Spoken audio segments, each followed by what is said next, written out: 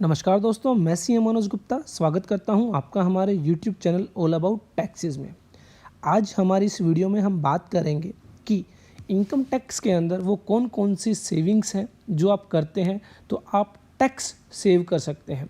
वो कौन से एक्सपेंसेस हैं जो आप ड्यूरिंग द प्रीवियस ईयर करते हैं तो आप उन पर टैक्स सेविंग कर सकते हैं। जी हाँ, जैसा कि आप सब जानते हैं कि 1,50,000 रुपये तक की टैक्स सेविंग की जा सकती है अंडर सेक्शन 80C। बहुत बार हमने अपनी वीडियोस में चर्चा की है, बहुत बार डिस्कशन किया है कि 80C से लेकर 80U सेक्शन के अंडर अगर आपने कोई भी इन्वेस्टमेंट की है, कोई भी पेमेंट की है, कोई भी एक्सपेंसेस इनकर किया है, आपको अलाउ की जाती है। तो आज हम चर्चा करने वाले हैं कि सेक्शन 80C के अंदर कौन कौन सी ऐसी सेविंग्स हैं, कौन कौन सी ऐसी पेमेंट्स हैं, कौन कौन से ऐसे एक्सपेंसेस हैं जो आप करते हैं तो आप अपना टैक्स बचा सकते हैं, टैक्स प्लानिंग कर सकते हैं। तो चलिए बात करते हैं deduction under section 80C। Deduction under section 80C shall be allowed only to an individual और हिंदू अनडिवाइडेड फैमिली। तो जो आपकी डिडक्शन है अंडर सेक्शन 80C वो एक इंडिविजुअल या फिर हिंदू अनडिवाइडेड फैमिली के द्वारा ही क्लेम की जा सकती है। Deduction under section 80C is not allowed to any partnership firm और ए कंपनी एटसेट्रा। तो बेसिकली आप ध्यान रखें, एक इंडिविजुअल और HUF के अलावा कोई भी व्यक्ति डिडक्शन 80C की क्लेम नहीं कर सकता है। सिर्फ एक इंडिविजुअल या फिर हिंदू अनडिवाइडेड फैमिली ही सेक्शन 80C की डिडक्शन क्लेम कर सकते हैं। उसके अलावा हमारे दो सेक्शन और बताए गए हैं, सेक्शन 80CCC और सेक्शन 80CCD। इन दोनों को मिलाकर और साथ में सेक्शन 80C को मिलाकर हम 1,50,000 रुपये तक की मैक्सिमम टैक्स सेविंग कर सकते हैं। तो यहाँ पर deductions shall be allowed to the extent of the following investments but as per section 80CCE maximum deduction allowed shall be ₹1,50,000 including deduction under section 80CCC and section 80CCD। तो सबसे पहली जो डिडक्शन आती है NSC, नेशनल सेविंग सर्टिफिकेट। तो जैसा कि आप सब जानते हैं कि नेशनल सेविंग सर्टिफिकेट जो कि एक फिक्स डिपॉजिट FD की तरह होते हैं, आप किसी भी बैंक में जाकर NSC सर्टिफिकेट परचेज कर सकते हैं और आप जितनी भी अमाउंट के NSC जो नेशनल सेविंग सर्टिफिकेट परचेज करते हैं वो अमाउंट आप एज ए डिडक्शन क्लेम कर सकते हैं at the time of filing your income tax return. Maximum deduction आपको ध्यान रखना है 1,50,000 रुपये तक की अलाउ की जाती है सेक्शन 80C, सेक्शन 80CCC और सेक्शन 80CCD को मिलाकर।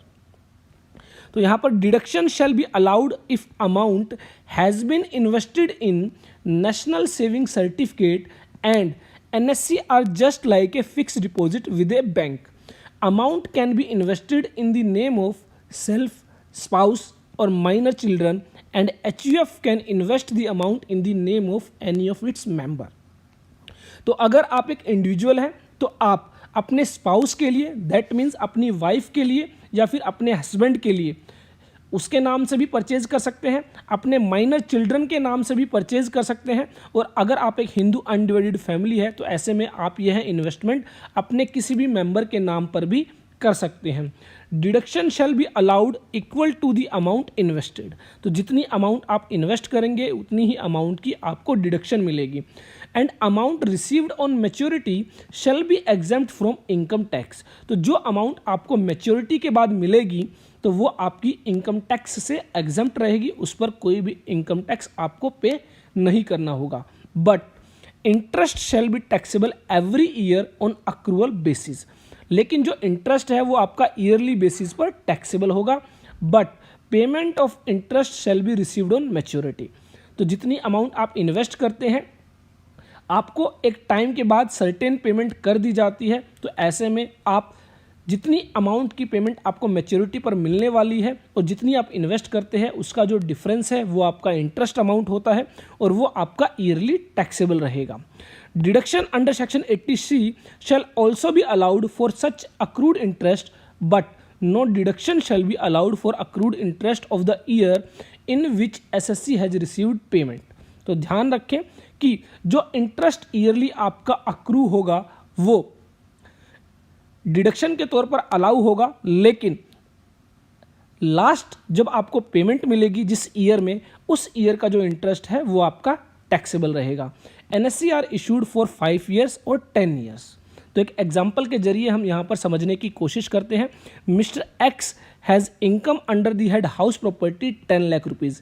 तो रेंटल इनकम इनकी यहाँ पर 10 लाख रुपीज़ है.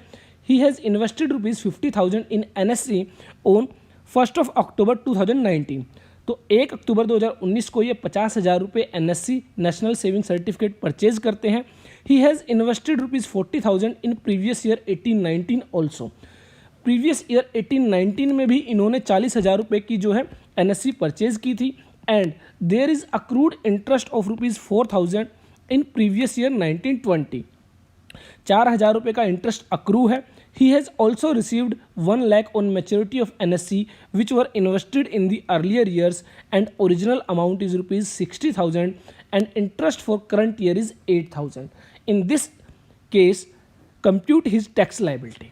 तो यहाँ पर आपको ध्यान देना है 2019-20 में उन्होंने 50,000 रुपये की इन्वेस्टमेंट की. 2018-19 में उन्होंने 40,000 रुपये की इन्वेस्टमेंट की, और कुछ इन्वेस्टमेंट उन्होंने पहले की थी जो 60,000 रुपये की थी और जिसके लिए उनको 1 लाख रुपये रिसीव हुए हैं. तो यहाँ पर 40,000 रुपये का जो है डिफरेंस जो है इंटरेस्ट रिसीव हुआ है ओल्ड इन्वेस्टमेंट पर, और इसमें से 8,000 रुपये का जो इंटरेस्ट है वो करंट ईयर इंटरेस्ट है. 40,000 रुपये पर 4,000 रुपये का इंटरेस्ट है जो अक्रू है. और इसके अलावा यहाँ पर हमें बताया गया है हाउस प्रॉपर्टी से इनकम है जो आपकी 10 लाख रुपए, और इनकम फ्रॉम अदर सोर्सेज जो होगी आपकी इंटरेस्ट इनकम 4,000 प्लस 8,000, 12,000 रुपये की यहाँ पर इंटरेस्ट इनकम रहेगी. तो ग्रॉस टोटल इनकम हो जाती है 10,12,000 रुपये. ऐसे में आपको ध्यान रखना है इस 4,000 रुपये की जो डिडक्शन आपको अलाउ की जाएगी, क्योंकि ये जो इंटरेस्ट है सेकेंड ईयर का इंटरेस्ट है, जबकि लास्ट ईयर का इंटरेस्ट टैक्सेबल होता है. 8,000 रुपये का जो इंटरेस्ट है यह टैक्सेबल रहेगा क्योंकि यह लास्ट ईयर का इंटरेस्ट है. और इसके अलावा 50,000 रुपये की जो इन्वेस्टमेंट की गई है करंट ईयर में वो आपकी अलाउ की जाएगी. तो यहाँ पर डिडक्शन अंडर सेक्शन 80C 50,000 रुपये प्लस 4,000 रुपये, 54,000 रुपये की डिडक्शन आपको मिलेगी. इस 8,000 रुपये की डिडक्शन आपको नहीं मिलेगी क्योंकि जिस साल आपकी NSC मैच्योर होती है उस साल आपको जो इंटरेस्ट मिलता है वो टैक्सेबल होता है. तो ध्यान रखें कि यह जो 60,000 रुपये की NSC है यह मैच्योर हो चुकी है. 1 लाख रुपये यहाँ पर मिले हैं. इस 1 लाख रुपये में 8,000 रुपये करंट ईयर का इंटरेस्ट है जो कि आपका टैक्सेबल रहेगा, और 4,000 रुपये का जो इंटरेस्ट है यह सेकेंड ईयर का इंटरेस्ट है, वो आपका अदर सोर्सेज इनकम में एक बार इंक्लूड होगा. बाकी 4,000 रुपये आपको फिर से डिडक्शन के तौर पर अलाउ किया जाएगा. तो यहाँ पर आपकी टोटल इनकम हो जाती है 9,58,000 रुपये, और स्लैब रेट के अकॉर्डिंग अगर आप टैक्स कंप्यूट करते हैं तो 1,04,100 रुपये का टैक्स आ जाता है, जिस पर हेल्थ एंड एजुकेशन सेस 4,164 रुपये, और आपकी टोटल टैक्स लायबिलिटी 1,08,264 रुपये आ जाती है. तो इस तरह आप NSC में जो है डिडक्शंस क्लेम करते हैं. NSC का जो इंटरेस्ट है वो ध्यान रखें, जो लास्ट ईयर इंटरेस्ट है जब आपकी NSC मैच्योर होती है वो आपका टैक्सेबल होता है. अदरवाइज NSC इंटरेस्ट की आपकी डिडक्शन 80C के तहत अलाउ की जाती है. दूसरी इन्वेस्टमेंट आप कर सकते हैं पब्लिक प्रोविडेंट फंड में. पब्लिक प्रोविडेंट फंड बेसिकली जो है सेंट्रल गवर्नमेंट के द्वारा रन किया जाता है, और आप किसी भी बैंक या पोस्ट ऑफिस में जाकर public provident fund account open कर सकते हैं. यह आप अपने नाम से, अपने स्पाउस के नाम से या फिर अपने चिल्ड्रन के नाम से ओपन कर सकते हैं, और अगर आप HUF हैं तो किसी भी मेंबर के नाम से यह अकाउंट ओपन किया जा सकता है. इसके अंदर आप जो भी इन्वेस्टमेंट करते हैं, इसके अंदर आप जो भी अमाउंट डिपॉजिट कराते हैं वह आपकी डिडक्शन के तौर पर अलाउ की जाती है, और इसकी मैच्योरिटी जो है वो 15 साल के बाद होती है. Amount received on maturity shall B exempt from income tax. साथ ही जो इंटरेस्ट आपको मिलेगा मैच्योरिटी के समय वो भी आपका जो है इंटरेस्ट एग्जाम्प्ट रहेगा. No deduction is allowed under section 80C for interest. तो 80C के तहत यह इंटरेस्ट नहीं आता है। बेसिकली इंटरेस्ट आपका अलग से एग्जेम्प्ट होता है अंडर। तो यहाँ पर आप ध्यान रखें कि PPF account, public provident fund account में आप जो भी अमाउंट इन्वेस्ट करेंगे मैक्सिमम 1,50,000 रुपये तक की डिडक्शन आपको मिलेगी, और जितनी अमाउंट आप डिपॉजिट कराएंगे वो आप डिडक्शन के तौर पर क्लेम कर सकते हैं। इस पीपीएफ अकाउंट में जितना भी आपको इंटरेस्ट मिलता है वह आपका एग्जेम्प्ट होता है, और जो मैच्योरिटी पर जो भी अमाउंट आपको मिलेगी वो भी आपकी एग्जेम्प्ट रहेगी। उसके बाद तीसरी सेविंग आती है investment in fix deposit FD for a period of 5 years और मोर विद शेड्यूल्ड बैंक्स। तो अगर आप कोई फिक्स डिपॉजिट कराते हैं 5 साल या उससे ज़्यादा के लिए, तो वो भी आपका टैक्स बचा सकती है। जितने भी अमाउंट की आप फिक्स डिपॉजिट कराएंगे उतनी अमाउंट की आप डिडक्शन क्लेम कर सकते हैं at the time of filing your income tax return, provided the term deposits are issued in accordance with a scheme notified by the central government. तो बेसिकली जो आपके बैंक टर्म डिपॉजिट होते हैं, FDs होते हैं, वो इन स्कीम्स के under आते हैं, और कोई भी इंडिविजुअल या हिंदू अनडिवाइडेड फैमिली जो है फिक्स डिपॉजिट करा सकती है। यहाँ पर आपको ध्यान रखना है, इंडिविजुअल जो है वो अपने नाम से ही फिक्स डिपॉजिट कराएगा। यहाँ पर स्पाउस के लिए, चिल्ड्रन के लिए छूट नहीं दी गई है, यहाँ पर उसको अपने नाम से ही एफडी करानी होगी। हिंदू अनडिवाइडेड फैमिली के केस में जो है वह किसी भी नाम से, फैमिली मेंबर के नाम से करा सकता है। The deposit should be for a minimum period of 5 years. तो आपको कम से कम 5 साल के लिए यह एफडी करानी होगी। Interest income shall be taxable on accrual basis. जो इंटरेस्ट इनकम है वो आपकी ईयरली बेसिस पर, अक्रूवल बेसिस पर टैक्सेबल होगी, and it will not qualify for deduction under section 80C। तो जो इंटरेस्ट है उसकी कोई भी छूट आपको 80C के तहत नहीं दी जाएगी। Principal amount received on maturity shall be exempt. तो जैसा कि आप इंटरेस्ट ईयरली टैक्सेबल रहेगा, तो ऐसे में मैच्योरिटी पर आपको जो भी अमाउंट मिलेगी इंटरेस्ट विद प्रिंसिपल वो आपकी एग्जेम्प्ट रहेगी। Individual can deposit the amount only in his own name, and HUF can deposit the amount in the name of any of its member. तो ऐसे ही 5 ईयर्स या इससे ज़्यादा की डिपॉजिट आप किसी भी पोस्ट ऑफिस में करा सकते हैं। यहाँ पर उसके लिए भी जो है आपके सेम नॉर्म्स रहेंगे। 5 ईयर्स का यह पोस्ट ऑफिस टाइम डिपॉजिट रहेगा। Interest shall be paid on annual basis, और अमाउंट जो आपकी मैच्योरिटी पर वो एग्जेम्प्ट रहेगी। उसके बाद यहाँ पर आपको एक बात का ध्यान रखना है कि अगर फिक्स्ड डिपॉजिट आप प्री मैच्योरिटी कराते हैं, दैट मीन्स जो आपकी टर्म है 5 ईयर्स या उससे ज़्यादा, उससे पहले ही आप उसको जो है प्री मैच्योर करा लेते हैं, तो ऐसे में जितनी भी अमाउंट की आपने डिडक्शन ली थी वो आपकी फिर से टैक्सेबल होगी, और उस पर आपको टैक्स पे करना होगा। उसके बाद हम बात करते हैं, अगर आप कोई होम लोन लेते हैं एडिशन, ऑल्ट्रेशन या रिपेयर के लिए, तो ऐसे में अगर आपने कोई होम लोन लिया है उसकी प्रिंसिपल की आप पेमेंट करते हैं, तो ऐसे में प्रिंसिपल की जो पेमेंट है वो आपको सेक्शन 80C के तहत जो है छूट की तौर पर दी जाती है, उसकी डिडक्शन आप क्लेम कर सकते हैं। If an assessee has taken a loan from a notified organization like banks, financial institution, etc. for purchase or construction of a residential house, तो रेजिडेंशियल हाउस आप परचेज करना चाहते हैं या फिर कंस्ट्रक्ट करना चाहते हैं, in such case deduction shall be allowed equal to the amount repaid by the assessee towards principal. तो ड्यूरिंग द प्रीवियस ईयर जो भी प्रिंसिपल की पेमेंट आप करेंगे वो आपकी डिडक्शन के तौर पर आपको मिलेगी। इंटरेस्ट की पेमेंट जो है वो 80C के तहत नहीं आती है, वो आपकी सेक्शन 24 के तहत हाउस प्रॉपर्टी के अंडर आपको उसकी छूट मिलती है। If loan has been taken for addition, alteration और repair of the house property, no deduction is allowed. तो ऐसे में अगर आपने एडिशन, ऑल्ट्रेशन या रिपेयर के लिए जो लोन लिया है उसकी कोई भी डिडक्शन आपको नहीं दी जाएगी। सिर्फ परचेज और कंस्ट्रक्शन के लिए आप कोई होम लोन लेते हैं तो ऐसे में उसकी प्रिंसिपल पेमेंट आप सेक्शन 80C के तहत क्लेम कर सकते हैं। उसके बाद अगर आप LIC प्रीमियम पे करते हैं तो ऐसे में जितना भी प्रीमियम आप पे करेंगे उसकी छूट आप क्लेम कर सकते हैं। इफ़ एनी इंडिविजुअल और HUF has taken life policy, deduction shall be allowed for the premium paid for such life policy, and individual can take the policy in the name of self, spouse and children, and Hindu undivided family can take the policy in the name of any of its member। तो ध्यान रखें, एक individual अपने नाम से, spouse के नाम से, चिल्ड्रन के नाम से ले सकता है LIC पॉलिसी, और HUF जो है वो किसी भी मेंबर के नाम से ले सकती है। यहाँ पर आपको बस एक बात का ध्यान रखना है कि जो भी आप LIC प्रीमियम पे कर रहे हैं वो सम एश्योर्ड का 10% से ज़्यादा नहीं होना चाहिए।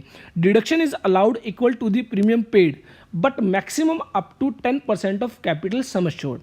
If premium paid is more than 10% of capital sum assured, deduction shall be allowed only for 10%। For example, मान लीजिए आपकी जो पॉलिसी है उसका सम एश्योर्ड 1 लाख रुपए है, तो ऐसे में ध्यान रखें 10% मैक्सिमम 50,000 रुपये तक की ईयरली डिडक्शन आपको यहाँ पर मिलेगी। उसके बाद अगर आप ट्यूशन फीस की पेमेंट करते हैं किसी स्कूल, कॉलेज, यूनिवर्सिटी को या फिर any other educational institutes in India, तो ऐसे में जितनी भी ट्यूशन फीस की आप पेमेंट करते हैं मैक्सिमम 1,50,000 रुपये तक की छूट आप क्लेम कर सकते हैं। Provided the fees has been paid in connection with the children of the SSC and further for maximum 2 children. तो जो आप अपने बच्चों की एजुकेशन के लिए जो पे करेंगे वही आप क्लेम कर सकते हैं, और मैक्सिमम 2 बच्चों तक के लिए यह क्लेम की जा सकती है। जो एजुकेशन होनी चाहिए वो होल टाइम एजुकेशन होनी चाहिए, पार्ट टाइम एजुकेशन नहीं होनी चाहिए। Children shall include even adopted and step children also. तो अगर कोई अडोप्टेड चिल्ड्रन है या फिर स्टेप चिल्ड्रन है, ऐसे में उसके लिए भी अगर आप ट्यूशन फीस की पेमेंट करते हैं वो भी आपको अलाउ की जाएगी। यह डिडक्शन सिर्फ इंडिविजुअल के लिए अलाउड है। Deduction is not allowed to HUF के लिए यह डिडक्शन अलाउ नहीं होगी। उसके बाद employees contribution to statutory provident fund, recognised provident fund और अप्रूव्ड सुपर एन्यूशन फंड। तो ऐसे में अगर आप एक एम्प्लॉय है और एम्प्लॉयर के द्वारा जो है आपका जो statutory provident fund, recognised provident fund और अप्रूव्ड सुपर एन्यूशन फंड के लिए जो कंट्रीब्यूशन एम्प्लॉयज़ का डिडक्ट किया जाता है और जो पे किया जाता है इन फंड्स के अंदर, तो वो भी आप डिडक्शन के तौर पर क्लेम कर सकते हैं। Investment in units of UTI और mutual fund including unit linked insurance plan of UTI और म्यूचुअल फंड। तो आप म्यूचुअल फंड्स वगैरह में इन्वेस्ट करते हैं जो यूनिट्स ऑफ UTI है या फिर म्यूचुअल फंड्स है, तो ऐसे में उसकी डिडक्शन भी आपको अलाउ की जाती है। Subscription to notified deposit scheme of NHB। तो अगर आप NHB के तहत नोटिफाइड डिपॉजिट स्कीम्स का सब्सक्रिप्शन लेते हैं, होम लोन अकाउंट स्कीम के तहत आप सब्सक्रिप्शन लेते हैं, तो ऐसे में वो भी आपको छूट के तौर पर अलाउ की जाएगी। इन्वेस्टमेंट इन इक्विटी शेयर्स और debenture etcetera forming part of N eligible issue. तो कुछ केसेस में जो है आपको इक्विटी शेयर्स और डिबेंचर्स में जो आप इन्वेस्टमेंट करते हैं वो आपको अलाउ की जाती है। हालांकि ये जो है ये गवर्नमेंट अप्रूव्ड जो है इश्यूज होते हैं। उसके बाद investment in notified bonds issued by the national bank for agriculture and rural development. तो बेसिकली नाबार्ड एक अथॉरिटी है जिसके द्वारा ये जो है बॉन्ड्स इशू किए जाते हैं, और ऐसे में अगर आप इन बॉन्ड्स में इन्वेस्टमेंट करते हैं तो वो आपको डिडक्शन के तौर पर अलाउ की जाती है। Senior citizen saving scheme. तो अगर आप किसी सीनियर सिटीजन सेविंग स्कीम में इन्वेस्टमेंट करते हैं अपने नाम से, तो ऐसे में मैच्योरिटी पर जो भी पैसा है वो आपका एग्जम्प्ट रहता है, और इंटरेस्ट जो है वो आपका टैक्सेबल रहेगा क्वार्टरली बेसिस पर। Deduction under section 80C for interest is not allowed. Interest के लिए आपको 80C में अलाउड डिडक्शन नहीं मिलेगी। हालांकि जो अमाउंट आप इन्वेस्ट करेंगे उसकी डिडक्शन आप क्लेम कर सकते हैं। इसके अलावा सुकन्या समृद्धि अकाउंट में आप अमाउंट इन्वेस्ट करते हैं वो भी आप डिडक्शन के तौर पर क्लेम कर सकते हैं। साथ ही इसमें जो इंटरेस्ट मिलता है वो भी आपका एग्जम्प्ट रहता है, उस पर भी आपको कोई टैक्स नहीं देना होता है, और मैच्योरिटी पर जितनी भी अमाउंट आपको मिलती है वो भी आपकी टैक्स फ्री होती है, एग्जम्प्ट होती है। उसके अलावा हमने देखा था 80 CCD के तहत बेसिकली आप जो पेंशन स्कीम में इन्वेस्टमेंट करते हैं जो कि एक फिक्स पीरियड के लिए है और 3 साल से कम का यह पीरियड नहीं होता है, और सेंट्रल गवर्नमेंट के द्वारा यह जो स्कीम है रन की जाती है, तो नोटिफाई की जाती है। ऐसे में आप इस पेंशन स्कीम में जो भी अमाउंट इन्वेस्ट करेंगे सेक्शन 80 CCD के तहत आप उस डिडक्शन को क्लेम कर सकते हैं। इन सभी डिडक्शन में आपको एक बात का ध्यान रखना है, ये डिडक्शन जो है पेमेंट बेसिस पर आपको अलाउ की जाती है, ड्यू बेसिस पर अलाउ नहीं की जाती है। दैट मीन्स आप जितनी पेमेंट करेंगे उतनी ही आपको डिडक्शन मिलेगी। फॉर एग्जांपल आपका लाइफ इंश्योरेंस प्रीमियम जो है वो ड्यू होता है लेकिन आप उसकी पेमेंट नहीं कर पाते हैं किसी वजह से, तो ऐसे में उस साल के लिए आपको डिडक्शन नहीं दी जाएगी। तो ध्यान रखें 80C के तहत आप जो भी डिडक्शन क्लेम करना चाहते हैं उसकी पेमेंट जरूरी है during the previous year. I hope हमारी ये वीडियो आपके लिए यूज़फुल होगी। देखते रहिए, लाइक करते रहिए, शेयर